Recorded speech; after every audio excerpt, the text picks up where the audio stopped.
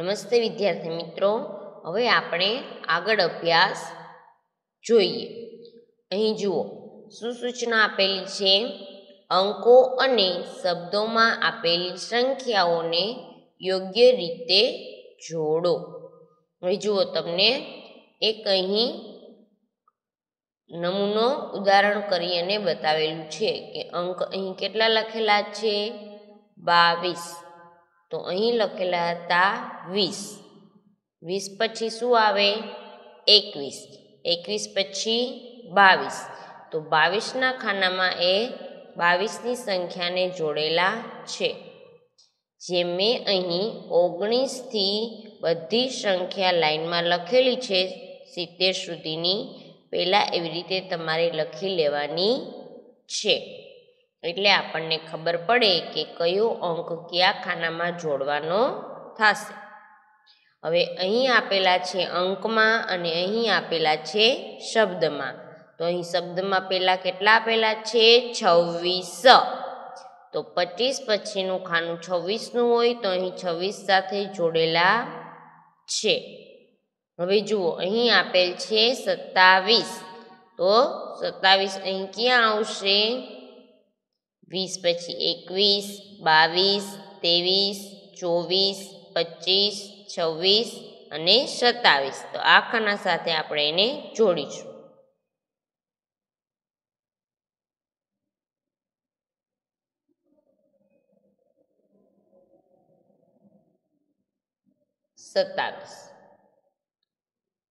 હવે આ બાજુ છે 32.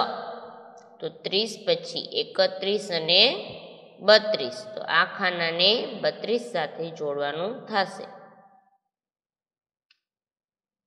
32. હવે છે 34. તો 32 પછી 33 અને 34. તો 34 ને 34 સાથે જોડો.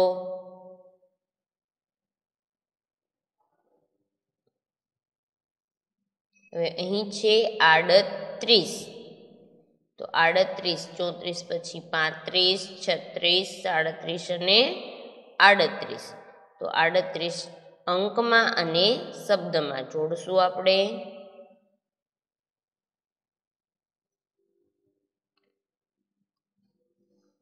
જોડાઈ ગયું. હવે છે 45.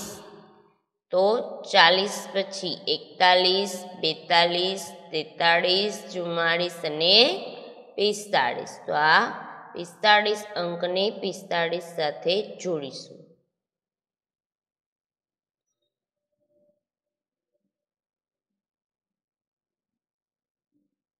બરાબર. હવે છે 42. તો અહીં છે 40, પછી 41 અને 42.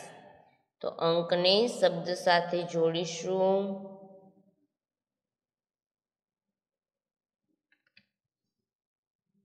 આવી રીતે. હવે બાકીના 4 એ 4, 8 છે એ તમારે જોડવાના છે. સૌથી પહેલાં અંક પહેલાં આ લાઈન પૂરી કરી લેવાની છે, અંકની બોલી અને લખી લેવાના. એટલે પછી આપણને ખ્યાલ આવે કે કયા ખાનામાં કયા અંક અને શબ્દને જોડવાનું થશે. બરાબર. હવે આગળ જોઈએ. હવે અહીં જુઓ, સૂચના આપેલી છે કેટલા દશક કેટલા એકમ ચોરસમાં લખો. અહીં સંખ્યા આપેલી છે અને સંખ્યામાંથી દશકનો અંક અને એકમનો અંક અહીં લખવાના છે. તો પહેલાં આપેલા છે 18. તો 18માં 8 શું થશે? એકમનો અંક. તો અહીં એકમના ખાનામાં લખીશું 8. અને 1 થશે દશકનો અંક. તો અહીં લખીશું 1. હવે છે 29.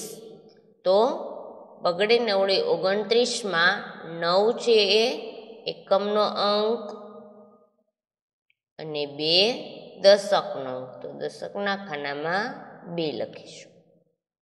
હવે છે 37. તો 7 થશે એકમનો અંક અને 3 દશકનો અંક. તો દશકના ખાનામાં 3. હવે છે 45 એટલે 5 થશે એકમનો અંક અને 4 થશે દશકનો અંક. હવે કેટલા છે 56 તો 6 થશે એકમનો અંક અને 5 એ દશકનો અંક. હવે છે 64 તો 4 થશે એકમનો અંક અને 6 થશે દશકનો અંક.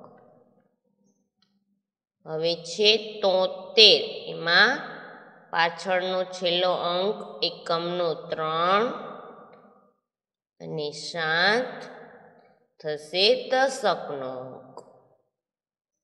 હવે છે 82 તો 2 થશે એકમનો અંક અને 8 થશે દશકનો અંક. અહીં છે 91 તો 1 થશે એકમનો અંક અને 9 થશે દશકનો અંક. એવી જ રીતે આ દશક અને એકમ તમારે લખવાના છે. બરાબર. હવે નીચે જુઓ શું આપેલું છે સૂચના કે નીચે આપેલી સંખ્યાઓમાં મોટી સંખ્યા પર ગોળ તથા નાની સંખ્યા પર ત્રિકોણ કરો. તો મોટી સંખ્યા પર શું કરવાનું છે ગોળ અને નાની સંખ્યા પર ત્રિકોણ. તો પહેલું જોઈએ એમાં છે 9 અને 15. 9 છે એ કેવી સંખ્યા થશે 15 કરતાં નાની. તો નાની સંખ્યા ઉપર છે ત્રિકોણ. તો 9 ઉપર આપણે ત્રિકોણ કરીશું ને 9 કરતાં 15 છે એ મોટી સંખ્યા થઈ. તો એના ઉપર આપણે શું કરીશું ગોળ.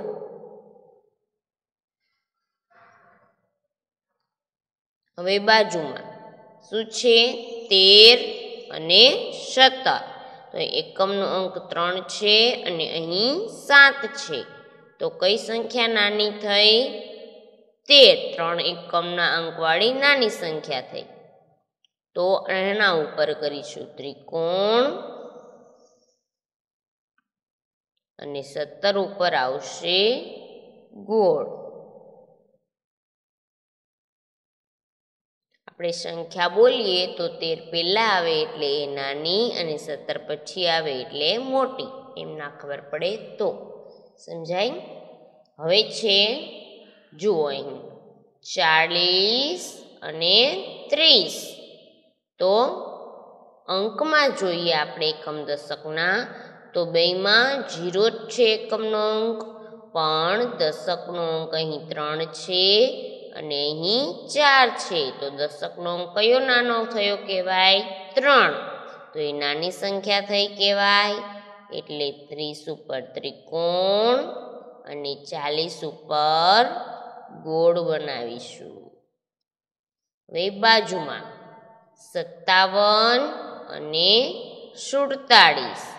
તો જો અહીં પણ એમ જ છે એકમનો અંક 7 છે અહીં પણ એકમનો અંક 7 છે પણ દશકનો અંક અહીં 5 છે અને અહીં 4 છે. તો 4 5 કરતાં નાના કહેવાય એટલે 47 નાની સંખ્યા. તો એના ઉપર આપણે બનાવીશું ત્રિકોણ અને 57 ઉપર ગોળ. આવી રીતે આ બધી સંખ્યાઓમાં ગોળ અને ત્રિકોણ બનાવવાનું છે. બરાબર. હવે જોઈએ નીચે. નીચે આપેલી સંખ્યાઓમાં સૌથી મોટી સંખ્યા પર ગોળ તથા સૌથી નાની સંખ્યા પર ત્રિકોણ કરો. તો જુઓ હવે અહીં 3 સંખ્યા આપેલી છે એમાંથી સૌથી મોટી અને સૌથી નાની સંખ્યા જોવાની છે. તો પહેલામાં આપેલું છે 24, 40 અને 42 42 તો સૌથી મોટી કઈ થશે 42 તો એના ઉપર આપણે કરીશું ગોળ